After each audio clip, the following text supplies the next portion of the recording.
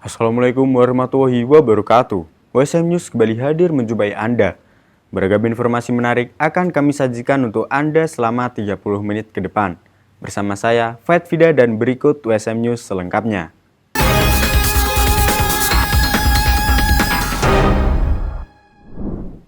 Predikat akreditasi unggul yang telah diraih kini menjadi standar wajib bagi setiap fakultas. Dalam prosesi serah terima jabatan Dekan Fakultas Teknologi Informasi dan Komunikasi Universitas Semarang, target pemerataan kualitas akademik di seluruh program studi menjadi mandat utama yang harus segera direalisasikan oleh kepemimpinan baru. Fakultas Teknologi Informasi dan Komunikasi Universitas Semarang kembali menggelar prosesi resmi serah terima jabatan dekan. Kegiatan ini merupakan agenda rutin 4 tahunan sebagai tanda bergulirnya estafet kepemimpinan dari pejabat lama kepada pejabat baru. Tak hanya menyerahkan tanggung jawab manajerial, dalam momen ini juga dilakukan serah terima seluruh aset dan inventaris fakultas, guna memastikan keberlanjutan tata kelola administrasi yang tertib dan transparan. Harapan kedepannya kalau dari kami, yaitu yang menjabat sebagai dekan, itu dari arahan Bapak Rektor itu menginginkan untuk prodi agar unggul karena WSM sudah unggul. Jadi itu harapan yang harus kami penuhi, arahan dari Bapak Rektor. Memasuki masa bakti yang baru, tantangan besar telah menanti jajaran dekanat FTIK. Sesuai dengan arahan langsung Rektor OSM, fokus utama saat ini adalah peningkatan kualitas akreditasi di tingkat program studi atau prodi. Hal ini dinilai sangat krusial, mengingat secara institusi Universitas Semarang telah berhasil meraih predikat akreditasi unggul.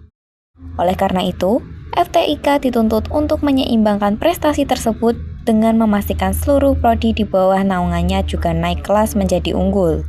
Sebagai langkah konkret, pihak fakultas berkomitmen untuk melakukan pengawalan ketat dan pendampingan intensif dalam setiap tahapan akreditasi.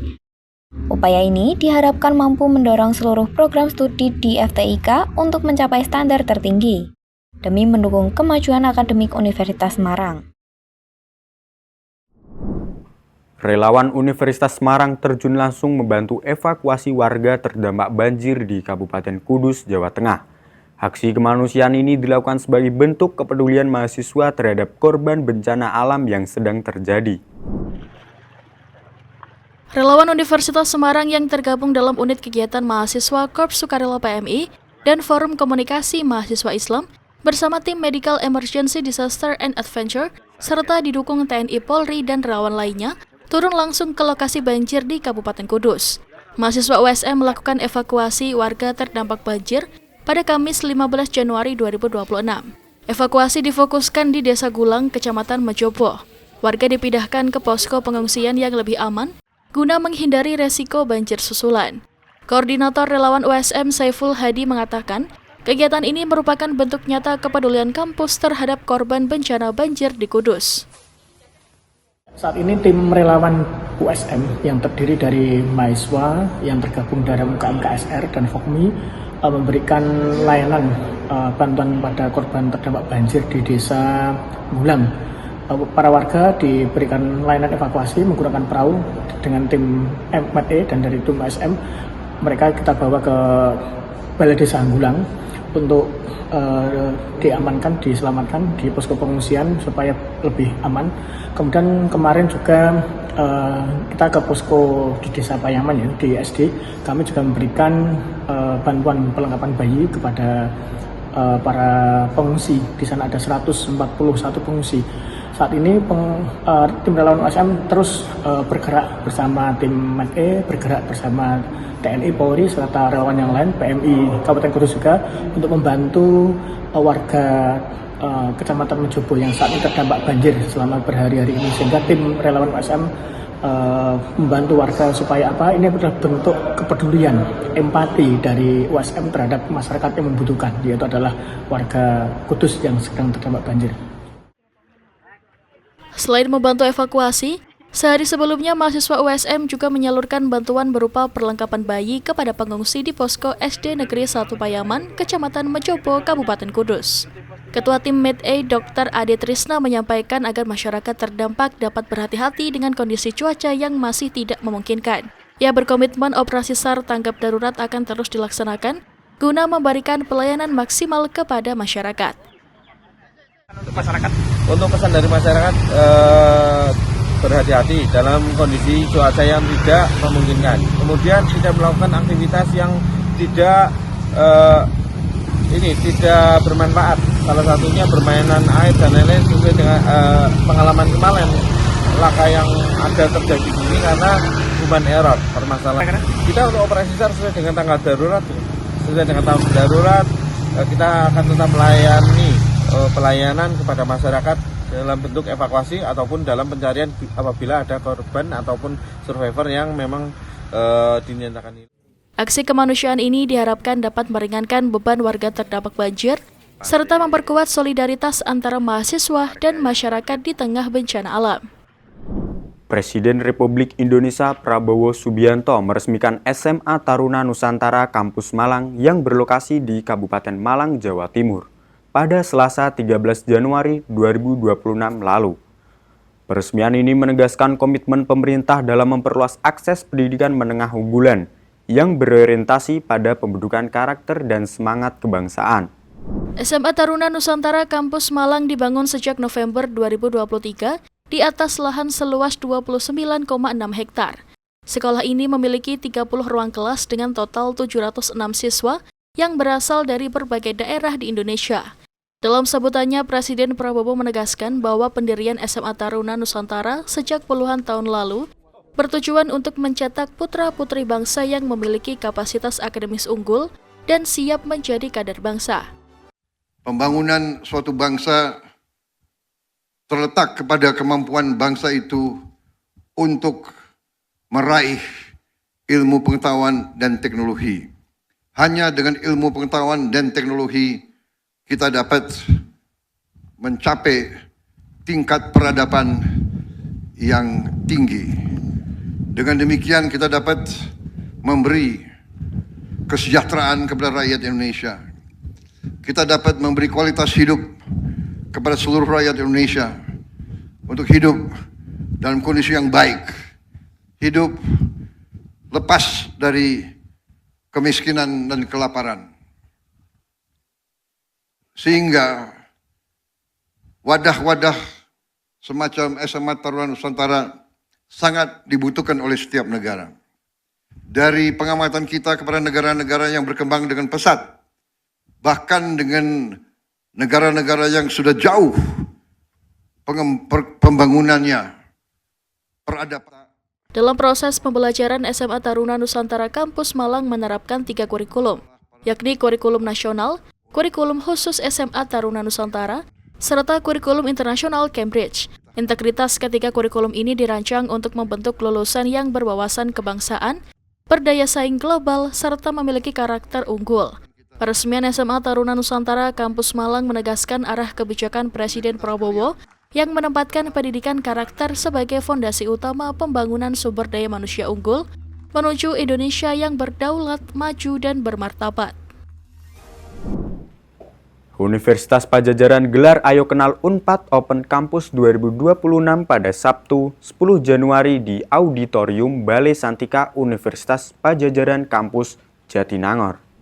Kegiatan Open Campus menghadirkan pengalaman interaktif bagi siswa, orang tua, guru, dan masyarakat melalui Expo Fakultas, Talkshow Inspiratif, Parent and Education HUB, konsultasi pendidikan, booth unit kegiatan mahasiswa, kampus tour, dan jelajah ilmu berupa diskusi program studi. Untuk memperkenalkan peserta kepada fakultas, sekolah, program studi, dan unit kegiatan yang ada di kampus Universitas Padjadjaran. Open Campus diadakan dengan harapan menjadi ruang eksplorasi masa depan bagi calon mahasiswa Universitas Padjadjaran jajaran untuk memahami karakter dan kompetensi di tengah dunia pendidikan yang terus berkembang. Acara ini juga menyediakan ruang konsultasi bagi calon mahasiswa dan orang tua untuk mendiskusikan minat dan bakatnya agar sejalan dengan fakultas yang diminati. Rektor Universitas Pajajaran Profesor Arif Samsulaksan Kartasasmita berharap kegiatan ini bisa menjadi kesempatan bagi peserta untuk mendapat wawasan baru mengenai peluang untuk calon mahasiswa secara langsung. Harapannya dengan kegiatan ini UNPAD bisa memberikan informasi seluas-luasnya mengenai berbagai macam peluang untuk calon mahasiswa bisa menempuh pendidikan tinggi di UNPAD. Jadi kami lakukan berbagai macam penyediaan informasi ini secara interaktif dan mereka bisa melihat sendiri, jadi tidak perlu mendengar dari pihak lain atau bisa membaca, mereka bisa datang dan mencoba beberapa hal yang ada di sini. Dan tidak hanya di ruangan ini, tapi juga di fakultas-fakultas kami buka juga hari ini open house agar semua bisa melihat secara langsung. Di sisi lain, Direktur Akademik Profesor Alia Nur Hasanah mengatakan, ia ingin kegiatan ini bisa memberikan transparansi proses akademik UNPAD untuk para calon mahasiswa. Kami kan pada intinya adalah ingin memberikan transparansi gitu ya, proses pendidikan yang ada di UNPAD seperti apa.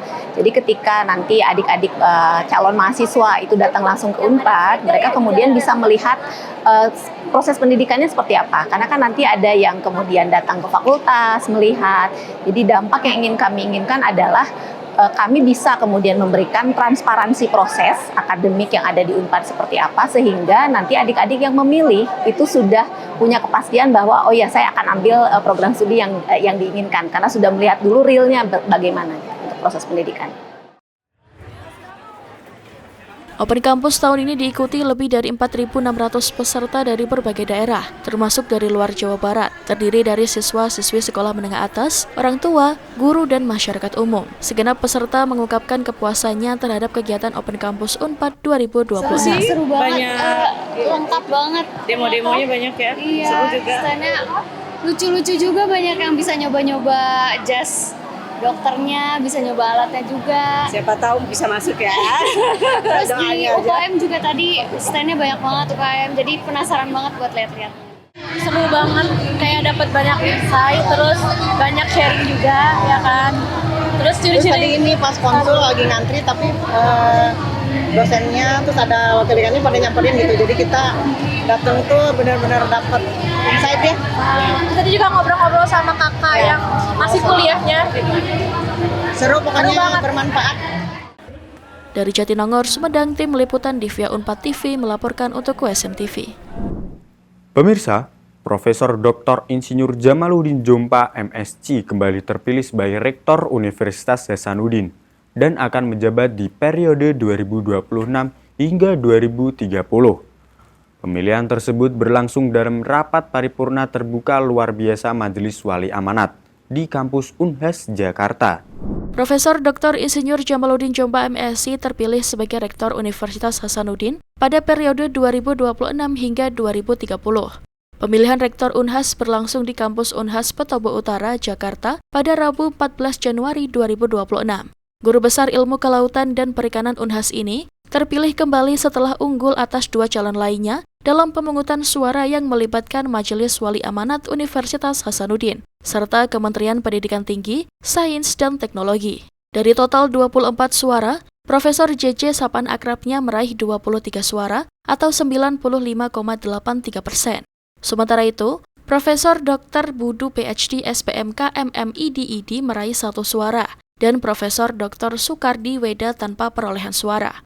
Atas hasil tersebut, Majelis Wali Amanat Unhas menetapkan Profesor JJ sebagai Rektor Unhas periode 2026 hingga 2030. Berdasarkan hasil perolehan suara terbanyak, sesuai dengan berita acara perhitungan suara nomor 00343 UN 4.119 TP 0002/2026 tanggal 14 Januari 2026 yang dibuat oleh Panitia Pemilihan Rektor Universitas Hasanuddin, Majelis Wali Amanah Universitas Hasanuddin dengan ini menetapkan Profesor Dr. Insinyur Jamaluddin Jompa MSc sebagai Rektor Universitas Hasanuddin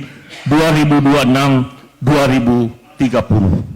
Dalam pidato usai pemungutan suara, Profesor JJ menyampaikan apresiasi kepada Wakil Menteri Pendidikan Tinggi, Sains dan Teknologi yang mengikuti seluruh rangkaian pemilihan rektor. Ia juga mengucapkan terima kasih kepada Majelis Wali Amanat atas kepercayaan yang kembali diberikan untuk memimpin Universitas Hasanuddin. Masing-masing. Oleh karena itu, pada kesempatan yang singkat ini, sekali lagi, saya yakin dan percaya tanpa dukungan Bapak Ibu semua, teman-teman semua, ini tidak akan mungkin bisa kita capai bersama, dan kalau itu tidak menjadi pertimbangan, pasti juga saya tidak akan dipilih kembali. Oleh karena itu, sekali lagi, ini adalah suatu kebanggaan yang membuat saya tidak punya konsep pidato lagi ini. Apa yang saya harus sampaikan, intinya adalah ayo kita melanjutkan kebersamaan ini.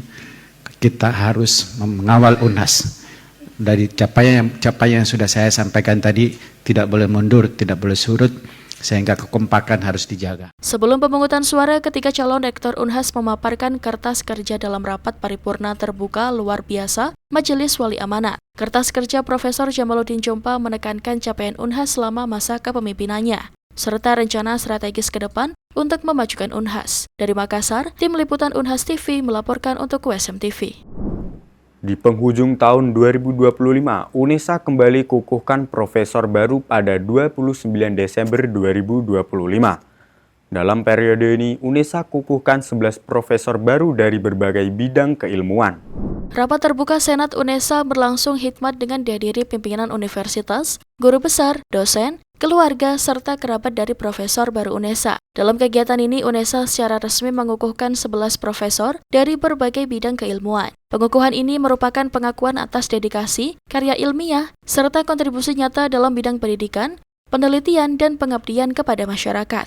Jadi, pengukuhan guru besar hari ini merupakan energi dari Universitas Negeri Surabaya untuk berkiprah di tahun 2026 lebih baik lagi dan meningkatkan semua kompetensi yang dimiliki, sehingga dari 11 guru besar yang dikukuhkan pada akhir tahun ini merupakan kekuatan dari Universitas Negeri Surabaya untuk menyiapkan SDM-SDM unggul agar mampu mewarnai dan menjadi pendukung mimpi kita bersama menjadi negara yang hebat di tahun 2045.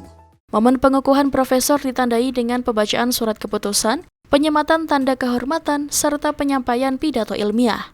Pidato ilmiah menjadi sarana penyebarluasan gagasan dan pemikiran strategis yang berdampak bagi pengembangan ilmu pengetahuan. Dengan bertambahnya profesor baru, UNESA berharap dapat terus meningkatkan kualitas tridharma perguruan tinggi serta memberikan dampak nyata bagi masyarakat dan dunia pendidikan. Dari Surabaya, Artama Giovanni dan Irfan Ali melaporkan untuk USM TV. Wakil Bupati Grobogan, Jawa Tengah Sugeng Prasetyo jenguk para santri yang diduga korban keracunan MBG yang dirawat di Rumah Sakit Getas Pendowo Gubuk. Sugeng Prasetyo sesalkan kejadian tersebut, mengingat selama ini Kabupaten Grobogan zero keracunan MBG. Wakil Bupati menjamin seluruh pengobatan santri yang diduga korban keracunan MBG dibiayai pemerintah hingga sembuh. Wakil Bupati Grobogan Sugeng Prasetyo bersama Forkopimda mendatangi Rumah Sakit Getas Pendowo Gubuk. Sugeng bersama Forkopimda menjenguk puluhan santri yang sekaligus siswa SMP maupun SMK di Pondok Pesantren Miftahul Huda, Desa Ngroto, Kecamatan Gubuk, Kabupaten Grobogan, yang sejak 2 hari ini dirawat di RS Getas Pendowo Gubuk. Satu persatu santri yang dirawat tersebut disambangi dan dilakukan asesmen terkait kejadian dugaan keracunan menu MBG yang disajikan di sekolah pada Jumat lalu. Wabub Sugeng menyesalkan kejadian tersebut, mengingat Kabupaten Grobogan zero keracunan. Namun karena sudah terjadi, pihaknya akan menangani secara serius bersama Dinas Kesehatan agar kejadian serupa tidak terjadi lagi. Hari ini sama Pak Sekda telah menjenguk anak-anak yang kemarin ada dugaan mungkin keracunan dari MBG. Nah, ini memang sebetulnya benar-benar kita sesalkan kenapa ini terjadi, karena sampai detik ini sebetulnya Grobogan masih termasuk yang di rute nasional. Tapi ini sudah terjadi, ya kita tangani secepatnya, semua instansi terkait, terutama dari kesehatan benar-benar menangani supaya tidak ada gejala yang lebih menonjol lagi. Jadi alhamdulillah setelah kami keliling dengan Pak Sekda, rata-rata adik-adik sudah membaik, tinggal keluhan pusing. Ya mudah-mudahan hal ini tidak akan terjadi lagi. Salah seorang santri mengaku sebelum kejadian mereka sempat makan menu MBG dengan lauk telur, urap nasi kuning, dan abon yang disajikan pada Jumat lalu. MBG tersebut dimakan sekitar pukul 09.30 siang usai jam istirahat. Kondisi nasi kuning berbau dan lengket, namun tetap dimakan meskipun tidak dihabiskan. Ia baru merasakan badan panas, lemas, dan sakit di bagian perut. Nasi kuning lauknya?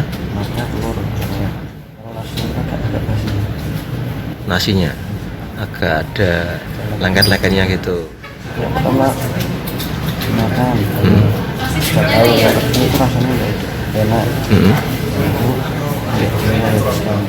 Dari hasil asesmen, rata-rata santri maupun siswa yang dirawat sejak Sabtu lalu, kondisinya sudah membaik usai dilakukan perawatan dan hanya mengeluh pusing. Wabub Sugeng menjamin seluruh pengobatan para santri maupun siswa dirawat baik di puskesmas maupun di rumah sakit akan ditanggung pemerintah hingga sembuh. Sebelumnya ratusan santri Pondok Pesantren Miftahul Huda Desa Groto Gerobokan mengalami mulas dan lemas usai menyantap menu MBG yang disajikan dapur SPPG Kuaron 1 pada Jumat lalu. Ratusan santri tersebut kemudian dibawa ke rumah sakit dan puskesmas terdekat untuk mendapatkan perawatan lebih lanjut. Data dari Dinas Kesehatan total ada 85 santri yang dirawat di 2 rumah sakit dan 3 puskesmas sebanyak 85 santri. Sebelumnya ada 27 santri yang dirawat. Saat ini menu MBG tersebut telah diambil sampel untuk diuji laboratorium oleh Dinas Kesehatan Gerobokan untuk mengetahui pasti penyebab terjadinya peristiwa tersebut. Pemirsa, anak dan remaja seharian menatap ponsel memunculkan keresahan kalangan orang tua maupun pengajar dan sebagian siswa sendiri. Berbagai peraturan akhirnya bergulir untuk melarang atau setidaknya membatasi penggunaan ponsel saat jam sekolah. Selengkapnya dilaporkan oleh tim VOA. Informasi ini sekaligus menutup perjumpaan kita hari ini. Saksikan terus USM News hanya di USM TV. Saya, Faith Fida dan seluruh kru yang bertugas, pamit undur diri. Terima kasih. Wassalamualaikum warahmatullahi wabarakatuh. Semakin banyak negara bagian di Amerika Serikat menggulirkan larangan atau setidaknya memberlakukan restriksi terhadap penggunaan ponsel saat kegiatan belajar mengajar di sekolah. California salah satunya. As an educator, I had very difficult interactions with students who answered phones in the middle of class, who didn't want to put them away.